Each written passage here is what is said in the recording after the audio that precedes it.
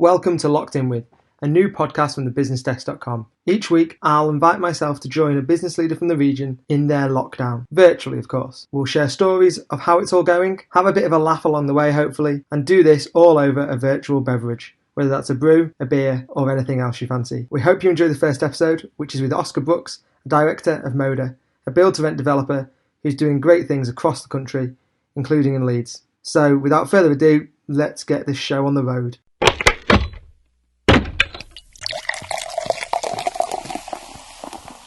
Oscar, we're currently in lockdown. Who are you locked in with and where are you locked in? I'm currently locked in at home, as I'm sure most people are. And at the moment, it's just me and my wife, Chloe. So, yeah, so far, so good. No major rooks. Other than the odd territorial battle about who gets which workstation on the morning. Other than that, it seems to be quite good. I think that's it. It's all the new battles that couples and housemates are facing. So how's lockdown and working from home been so far? Other than those battles, have you any teething trouble? Yeah, well, I think probably like a lot of people and like a lot of companies, as we were saying, initially people are quite daunted about having to move fully online. But once people have tried it once or twice, everyone starts to get comfortable. I actually think that technology has sort of brought our team a bit closer together.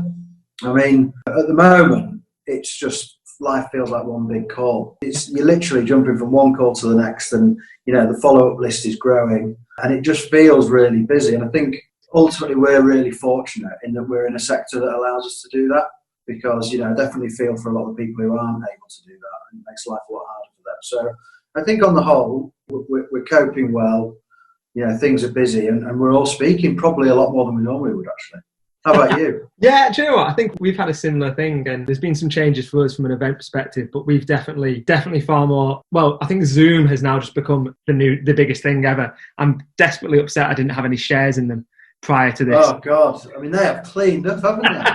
So it's like 500% or something. Yeah, it's unbelievable. You look at it and you go, wow, that's if they could have planned for a pandemic. I mean, ironically, it was one of those platforms that 90% of the people in the office were scared of using. Yeah, because you don't want to have your face on the screen. But now it's become the way, hasn't it? It's absolute status quo at the moment. That's it. I think everyone's got so used to it. I guess one of the challenges that it seems that businesses are facing, but I guess people living at home and working at home is how do you champion that health and well-being perspective? And obviously Moda, that's integral to its brand.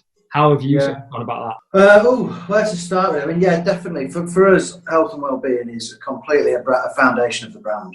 We were certainly one of the early movers in the space, and we've really championed it. And not just for self-gain, but just because it's such an important thing of modern times. I think, the technology piece shows that, because I think a lot of people, when you say health and well-being, a lot of people automatically assume going to the gym. Well, actually, it's a lot more than that. You start to think about, physical's one thing, but actually your mental health's really important as well. And we're all now in isolation, where people are probably going through some of the hardest internal battles that they've ever had in terms of mental health.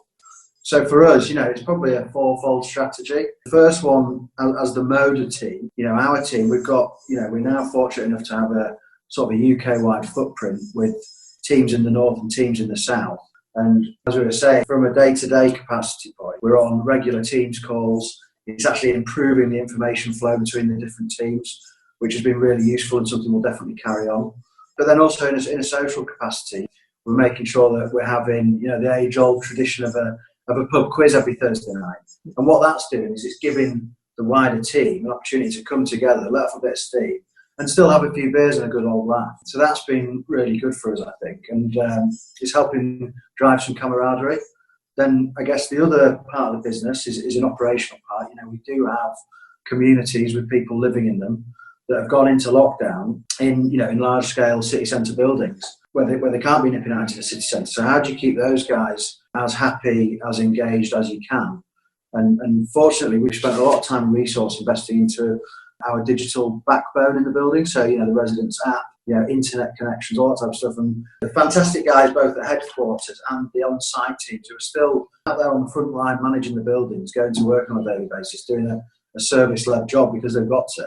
Some of the initiatives we've been deploying, so Angel Gardens in Manchester, for example, on a week, managed out through the app, keeping the community linked in. We've had baking classes, we've had pasta making classes, we've had group workouts, we've had Easter egg drop-offs. We had a Northern Monk Brewery in Manchester. They did a beer drop to all the apartments and did an online beer tasting for everyone. And when you've got 40, 50, 60 different flats with multiple people in, all tuning in on a Friday night to do pizza and beer tasting, that's keeping people engaged, and hopefully that will be helping alleviate some of the pressure of being in isolation off people's minds. So I think it's just about trying to fill your diary and keeping active both physically and mentally. I think on the health side, and then just from a physical perspective, fortuitously we've had really good weather, which is a bit of an anomaly in the UK. So, what I personally have been doing, it's getting up in the morning, it's going out on the bike, it's going for a walk, going for a run, the 5K challenge that's been going around. I think when I first got that a week or two ago, my heart sank. Because I don't think I've run a 5K in probably about 3 years. But actually, that's inadvertently set me a benchmark to try and improve upon. And so doing that a few times a week and trying to stay away from the beer fridge as much as possible. But, I think for us as a brand, health and wellbeing is not just going to the gym. It's not just one thing. It's a real holistic approach to management, both of our own team and of our sort of communities as well. And so far, we've had really good engagement. And, we can only hope that it is helping people because they are strange times, aren't they? Yeah, I think that's it. No one quite knows how to deal with it, whether you're locked in Angel Gardens in Manchester or in a house in deepest, darkest Doncaster, as I am. Yeah. There's completely different challenges. But so we've touched on the fact that everyone's turned online to sort of hosting meetings and team chats. Have you got any unusual meeting stories? Yeah. Unusual meeting stories. We've not had anyone stand up and walk away from the computer with no pants on yet. I've been on one or two where people have not realised that they're not muted and come out with a few blunders, but nothing too bad just yet. Other than my inability to screen share.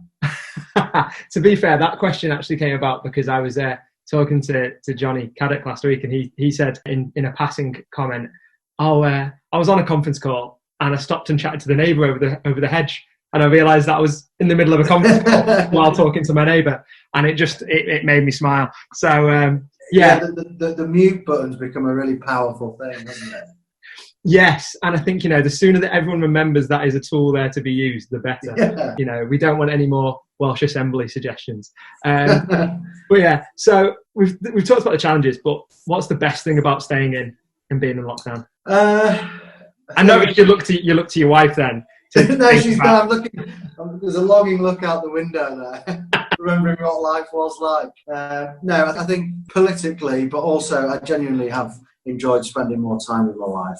I think we've had a really good laugh actually, and as we touched on, I think it's the ability to sort of once you got past the battles in the morning of getting your workstation set up, we've actually been communicating pretty well. I think another thing I've really enjoyed is actually not commuting.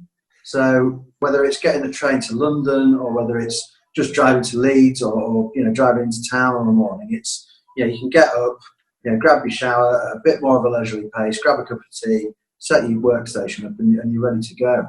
And then I think the last thing that I've really enjoyed, which is sort of something that I want to try and keep on doing, is factoring in a bit of time to cook proper meals. So when you're out and about and you're grabbing a sandwich or something from a shop, it's being able to make a proper breakfast, proper dinner, proper lunch. I think that's been a really nice thing, and I dare say that I started experimenting with my back catalogue as well, for better or for worse. I'm not sure, but I've actually quite enjoyed that. I think that's it, isn't it? People have sort of rediscovered the time to do things that normally they'd be sat in traffic or on a train or whatever it is. Yeah, I have enjoyed some more home cooked meals. Yeah, at the minute. But so you're going to keep. I think trying to. The other one that's been quite hard is trying to enhance and grow the wine collection, but then come Friday it just gets depleted again, so you're straight back to the shops. I might be single-handedly keeping the beer industry mail order beer subscriptions at the minute, from not just Yorkshire either, which might be criminal, but yeah. So what have you missed the most though? I think I would say I'm a pretty sociable person, so it's friends and family really. Yeah.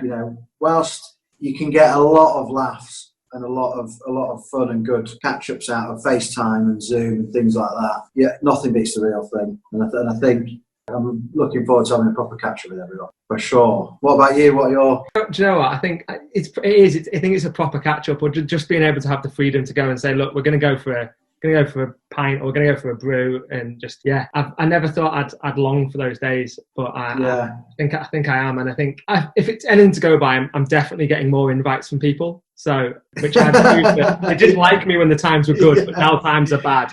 I'm popular. Got withdrawal symptoms. Yeah, but I think that's it. I think from once lockdown's lifted, there's going to be a busy period for every bar and restaurant in there. I've got a sense it's going to be a bit like a sort of World Cup atmosphere around. So that'll be interesting. Well, that's it. No, actually, to be fair, probably I'm missing sport the most. Might be the real answer. Yeah. Because suddenly I feel I've got more time to watch it, and there's nothing there. Yeah, it's almost worked in reverse, hasn't it? The time that you're actually sat at home and able to watch loads of sport uninterrupted, it's unavailable. Yeah, it's killing. That's killing me. That is killing me. But I'm longing for some cricket and some football to come back. Yeah. Have you realised that anything that you previously thought was essential isn't?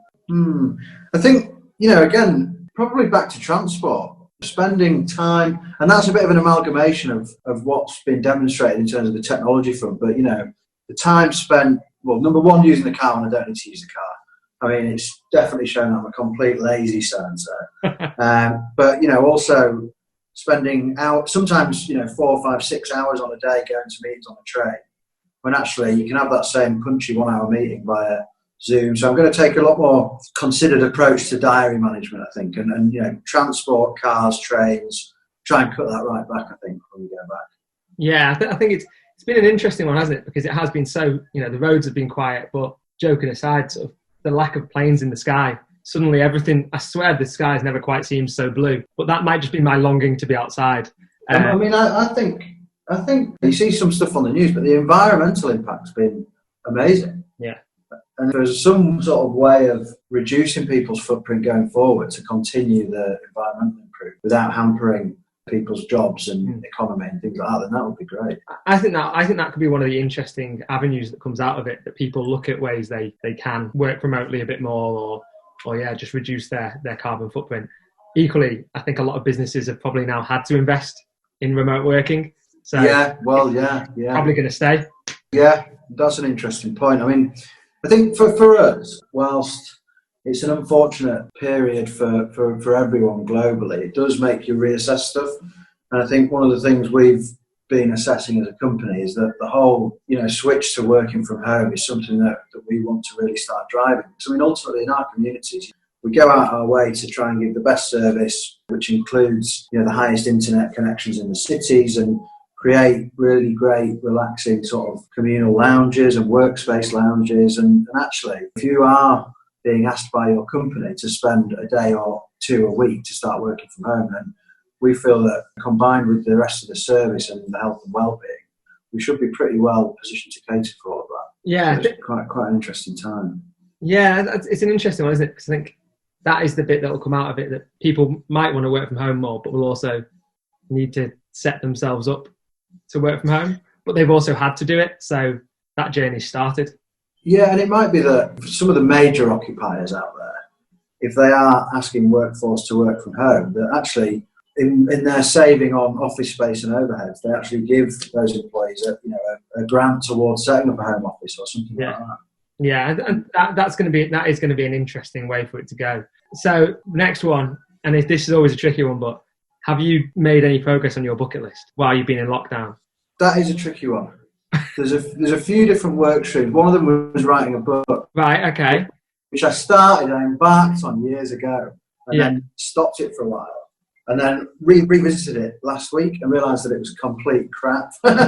so started the early stages of sort of replanning that, and it would be good to try and spend a bit of this time sort of moving that up the agenda and getting it a bit advanced. So fiction, non-fiction? It's fact-based military fiction. Nice. Okay. Yeah. So it's not too dissimilar to sort of your Sharp type novel. Yeah. Okay. But not putting myself out there as Bernard Cornwell. Are you sure? Is this going to go down as the moment that Oscar Wilde said he is the next Bernard Cornwell? But yeah, with with Sean Bean playing your leading character. But okay, so that's a fairly big. How about you? Talk to me about yours. Do you know what? I don't think I have. I think I'm just trying to survive. Right. No, my top of the bucket list, survival. Yeah, survival is key in my bucket list. I'd love to say I'm going to write a book, but I spend too much time tapping away at a keyboard as it is. Yeah, that's a very good point. I mean, to be fair, I did just say I'd looked at it. I didn't say I'd written one. But no, I think the bit for me has been that bit of taking the time to rediscover things that you're interested in. So I do a bit more. I've done a bit more video editing and things, and done some nice stuff with family photos. I'm like, actually, I've never had the time to do that. Do you know what? In the first week of this lockdown, I sort of thought to myself, "Oh, this will be brilliant. I'm going to have so much time on my hands." But because of this. Because everyone is still ultimately connected via Zoom and House Party and WhatsApp and calls. I mean, I'm definitely doing more calls every day than I thought I would. And one of the things that I think probably everyone is experiencing and that is really hard to do is knowing when is the right time to call it a day and stop working and move away from the iPad. Yeah. Or the laptop, whatever it may be, and that's a really tricky thing for a lot of people. You don't want it to blur into one almost. Yeah, and I think it's one of those things that everyone's sort of been experiencing for a few years, haven't they? With that shift to always having your emails on your phone, but the discipline of going in the office and leaving kept it as a barrier. But now you're all right. I think before it was like you work in the office. And you're glued to your phone and your computer and all the rest of it, or you're in meetings. And then you get home from the office. And for us guys, I guess business is pretty 24/7 anyway. But you get home and you might be checking your emails on your phone and stuff. But now, because you've got a full workstation set up with your computer and everything out, there's drawings out, it's just really hard. It's completely blurring the lines. So it's a tricky one. Yeah, it is. It's one where I think that bit of what you said earlier about getting some exercise and just trying to keep your mental health strong as well. It's crucial in those situations because that's when you can see actually you're going to overdo it and you're going to have a detrimental impact. Yeah, I mean, one of the things that we did a sleep wellbeing workshop with our partner Hero actually, and they were sort of talking to us about different influences throughout the day that affects your sort of circadian rhythm. And one of them is the light that your eyes absorb off iPads, phones, laptops, and the other one was exposure to natural light and air. So one of the things that we've done is, we make sure that every day we're going out on sort of a minimum 5k walk, which, again, living in Harrogate, we're fortunate enough to have a big sort of grassland called the Stray. So we've been doing that every day, but that has genuinely had a really positive impact, other than previously working and just going from the office straight home, trying to go to bed and having a bit of a broken sleep. So there's a lot of things that are, the definite pros to all this as well as being cons of it. Yeah, I think, it's going to change the way everyone lives their lives. But then an important one, the day that lockdown ends, what is the first thing you're going to do? I mean, probably the same answer as a lot of people, but on the basis that from what we're hearing at the moment, the pub won't be open on the first day of restrictions being lifted, I think it's got to be a barbecue with friends and family. Yeah. As many cold beers as you can get your hands on, get some burgers going, and just have a really good day out with everyone. I think that's it. I think it'll be Sod's law though. As soon as this ends, it will be torrential downpours for the rest of summer. Yeah. You're gonna need a marquee. Yes. You're gonna need a marquee. It's got to be. It's like being a student, and it was always sunny during your exam period, and then the moment you're free to enjoy it, it starts raining. But, okay, so I guess the final one for me is: what's your top tip for surviving lockdown? That's a good one. Both for a business or personal level, or both. It can be both. I think from a business perspective, with your sort of sensible hat on, for us, we like to sort of share, and we like to gather and share as much information as possible. So that's making sure that we're speaking to everyone in our networks, whether it's sort of debt providers, funders, agencies, everyone we know, get into touch with as much as possible to give you a really informed view, because I think, you can fall foul of just sort of sticking to the headlines that you read every day, for better or for worse. So for us, it's about gathering information, then it's what do you do with that information, and it's how we internally craft our, how do we start to craft our marketing messages, how do we start to tweak our operational strategies, how do we start to analyse developments that we might be planning, is there any design changes on the basis of stuff like home working, do we want to market the fact that actually the buildings have got a gigabyte internet and that's going to become really important for everyone. And so, it's just keeping your finger on the pulse and making sure everyone on the team is as informed as possible, and being fleet of foot and flexible. And that trickles right from the people who are on site delivering that great resident service still, right back to the guys who are still designing floor plates on schemes that are on the drawing board. So that's sort of how we're doing it from a professional standpoint. And I guess personally, it's daily structure. It's not keep trying to stop yourself from blurring the lines. It's making sure that you're getting out every day, making sure that you're cooking proper meals, and interacting with people. You have a lot of calls and Zoom calls and Teams calls with work colleagues, but it's keeping in touch with your friends. I think one of the things that my pals, we decided to do this week was we've set up a collaborative Spotify playlist. So everyone in our mates WhatsApp group is allowed to add one song every other day. And there's about 20 of us in the group. And so we're hopefully creating this work of art of a playlist that we can all look back on. And it's actually really fun because it makes you feel like you're all sort of together doing the same thing, the same activity all the way through the week. So that's been quite a good one. It's a collaborative Spotify playlist amongst your WhatsApp group. So go on, what's your track of choice for lockdown? At the moment, probably Loaded, Primal Scream and Andy Weatherall. Oh, okay. That's been going down. That and some Marabou State stuff, Turn Mills. Perfect. Right, thank you very much, sir. And I'll speak to you soon, mate. Yeah, take care. Have a good weekend, buddy. You too, mate. Cheers. That was Locked In With, a feature from thebusinessdesk.com. For all your business news, features and events, make sure to visit thebusinessdesk.com.